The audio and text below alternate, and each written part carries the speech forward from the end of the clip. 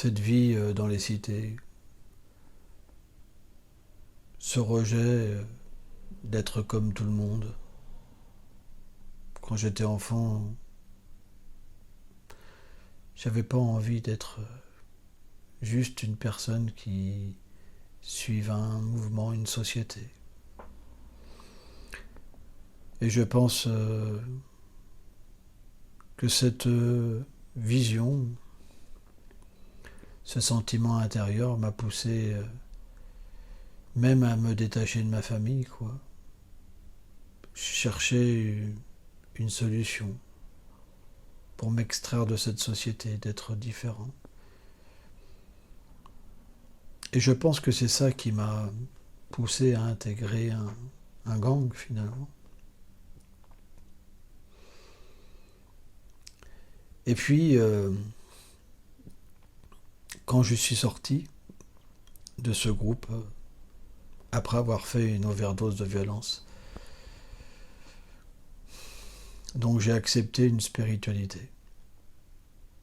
Mais pareil, quand j'ai vécu cette spiritualité, ça m'a permis de comprendre que je pouvais avoir une vie intérieure et que je pouvais être différent des autres. Ça, finalement, ça rejoignait ce que je désirais. Et je réalisais qu'à partir de cette vie spirituelle, je pouvais vraiment ne pas être dans un système où simplement je serais forcé à être comme tout le monde. Mais bon, facile à dire. Ça ne m'a pas empêché de m'attacher, de tomber amoureux, d'avoir un enfant, d'aimer mon enfant. Mais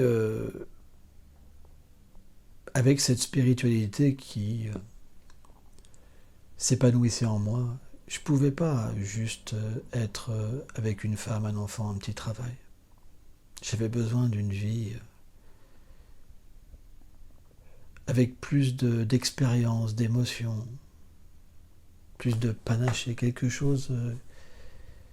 J'avais vraiment envie d'aider les gens, de recevoir de l'amour et de donner de l'amour. J'avais tellement expérimenté la haine et avoir distribué tellement de haine. Mais voilà, Corinne n'avait pas le même sentiment que moi. Donc, quelque part, on s'est séparés. Et je suis venu donc vivre avec Iman chez lui, son père donc m'a accueilli. Hein. Et je voyais Corinne souvent, de temps en temps, et ma fille, j'adorais voir ma fille, m'occuper de ma fille, etc. Quoi. Et donc, un jour, on était ensemble au métro Galliani. Et j'ai vu une dévote de Krishna donc distribuer des livres. Et c'est vrai que le père Iman m'avait déjà donné des livres que Srila Bhaktivedanta Swami Prabhupada donc avait traduit et commenté. Et c'est ces livres-là qu'il distribuait. Et donc elle m'a approché et j'ai dit écoute, moi j'ai déjà ces livres, voilà. Ça, elle me dit écoute, prends quand même une petite invitation, on a un petit centre, tu peux venir nous voir et tout. Bon, je fais ok. Alors moi, je suis pas une personne qui avait vraiment peur, quoi, avec la vie que j'avais eue. Je me décide un mercredi à aller. Donc c'était à côté de Jussieu, l'université de Jussieu. Et puis je sentais que j'étais pas si courageux que ça finalement. Et puis je vois une grosse pancarte Centre Hare Krishna. Bon, je fais comme si que je n'ai pas forcément pour la conférence, quoi. Je sais pas, genre, oh tiens, qu'est-ce que c'est ce truc-là? Toi, le gros cinoche. Et puis je regarde à l'intérieur, donc ça m'a fait bizarre. T'avais des gars habillés en orange, toi. Et puis t'avais un gros black, toi, balèze avec une grosse tête, toi. Et il avait de l'argile jaune, vraiment jaune, sur son front, donc c'est ce qu'on appelle un tilak. Et puis en le voyant, je fais waouh, toi, je me dis mais c'est chaud quoi, c'est quoi ces gars-là, toi. Ça m'avait fait un choc carrément, toi. Pourtant dans la rue, j'en ai vu des gars, toi. Mais là, j'avais jamais vu ça, toi. Mais bon, je suis rentré quand même. Et c'est vrai que quand je suis rentré, ils étaient très contents de me voir, quoi. T'avais vraiment l'impression qu'ils voulaient me convertir à l'arrivée, quoi. Toi. Quelques instants après, il y a un sadou, donc un saint qui était là, quoi, de leur mouvement. Donc il a donné une conférence. Et c'est vrai que j'ai senti une expérience spirituelle forte.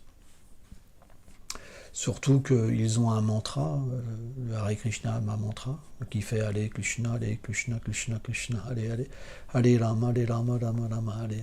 C'est un mantra que je chantais, quoi, que je chante toujours, quoi. Ce mantra de méditation m'a toujours accompagné. Et puis, quand on l'a chanté ensemble, ça m'a fait un bien fou, quoi. J'ai tellement apprécié cette expérience.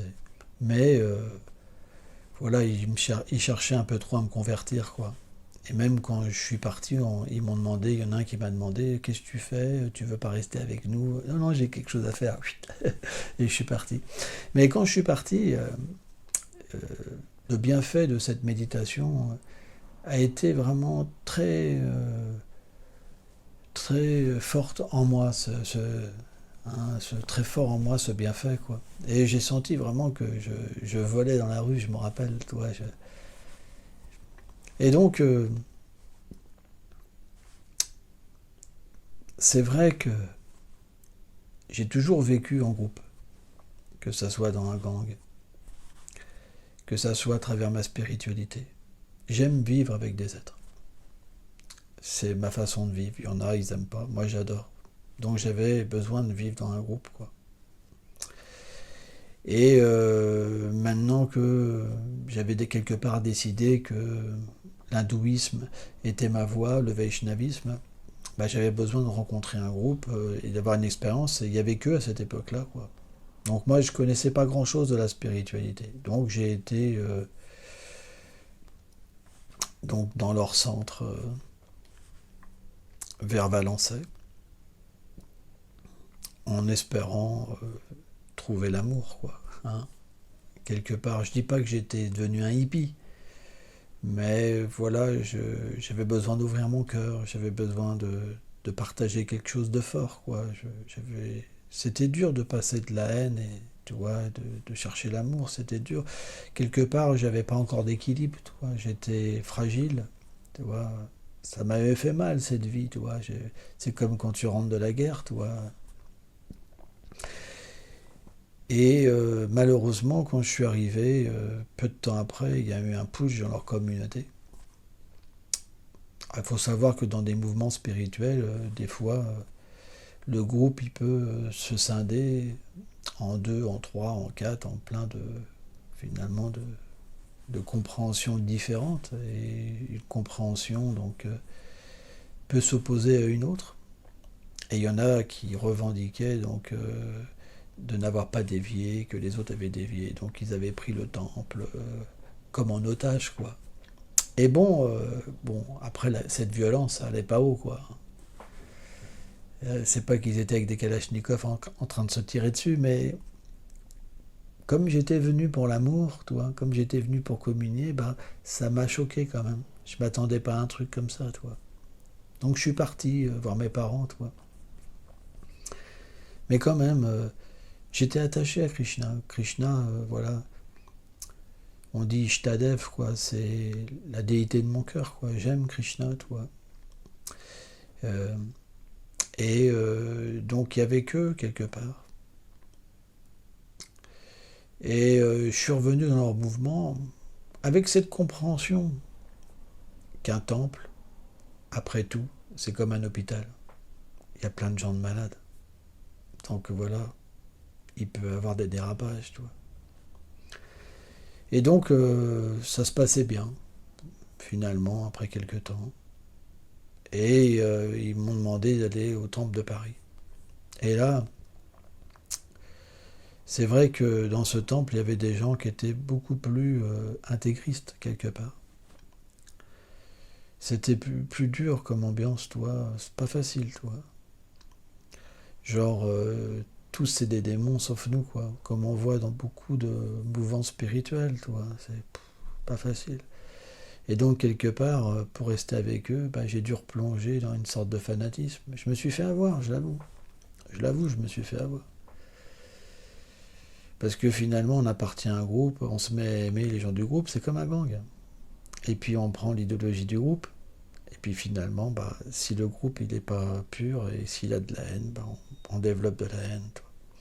Et je me suis revu embarqué là-dedans. Quoi. Mais très rapidement, j'ai réalisé qu'il y avait quelque chose qui clochait. Quoi. Donc j'en suis sorti. Quoi. Tout en restant dans cette même voie, parce que c'est comme la Bible, il y a plein de chrétiens, de genre de chrétiens. Vous en avez les intégristes, comme vous avez des personnes qui sont modérées. Quoi. Et donc j'ai pu trouver donc une lignée Vaishnav modérée et apprendre à pratiquer donc à travers le même maître spirituel, mais un Vaishnavisme complètement ouvert d'esprit, qui respecte les êtres et toutes les voies. Quoi. Mais mon désir, c'était quand même de rester proche de ma fille. J'aimais ma fille, vraiment. Et puis un jour, je reçois une lettre de Corinne me disant qu'elle avait trouvé quelqu'un et que je ne reverrais pas ma fille. Donc la petite, elle avait même pas 2 ans à cette époque-là, toi. Et elle me déclare sur cette lettre que si un jour elle veut me revoir, c'est elle qui fera la démarche. Et c'est vrai que ça a été dur, quoi. Ça m'a détruit. Alors bon, j'ai pas fait de poursuite, tout ça. Pourquoi ? Parce que quand j'allais la voir, la petite, ça la perturbait beaucoup. Et elle faisait des blocages, elle parlait plus après, etc. Et donc, quelque part, je me suis dit, je peux pas vivre égoïstement et lui faire du mal. Je vais rien dire. De toute façon, quelque part, c'est ma voie. Je dois accepter une vie spirituelle et m'y engager. Et puis, si un jour elle veut me revoir, elle me reverra. Et donc, aujourd'hui, j'ai pu véritablement faire la part des choses et avoir une compréhension profonde de la vie spirituelle. Par exemple, quand j'ai été skinhead, bah, j'étais dans une haine tellement profonde que j'ai désiré l'amour. Et au contact de ces groupes sectaires que j'ai côtoyés, j'ai réalisé que finalement, au nom de l'amour, on peut avoir tellement de haine. Et surtout un manque de liberté. Donc pour moi, la véritable spiritualité, c'est l'amour et la liberté. C'est ma réalisation. Aujourd'hui, quand j'accompagne les êtres, quand j'enseigne, eh ben, c'est toujours en gardant précautionneusement la liberté, laisser les gens libres, respecter leurs pensées, respecter leurs voix, respecter leurs désirs. Pour moi, c'est la religion la plus belle. Parce que elle peut convenir à tout le monde. Mais bien sûr, j'aime Krishna. Parce que Krishna, à l'origine, c'est l'harmoniste. On appelle l'harmoniste. Celui qui harmonise tout. Celui qui donne à chacun ce qu'il a besoin. Et c'est difficile pour moi de concevoir qu'il y a tant de fanatisme aussi dans cette voie. Comment c'est possible ? C'est simplement que les hommes y mettent leurs pattes. Quelque part, quand on suit un chemin qu'on ne peut pas expérimenter parce qu'il y a un manque de sincérité, Alors au nom de l'amour, on peut faire tellement de mal. C'est regrettable, mais c'est comme ça.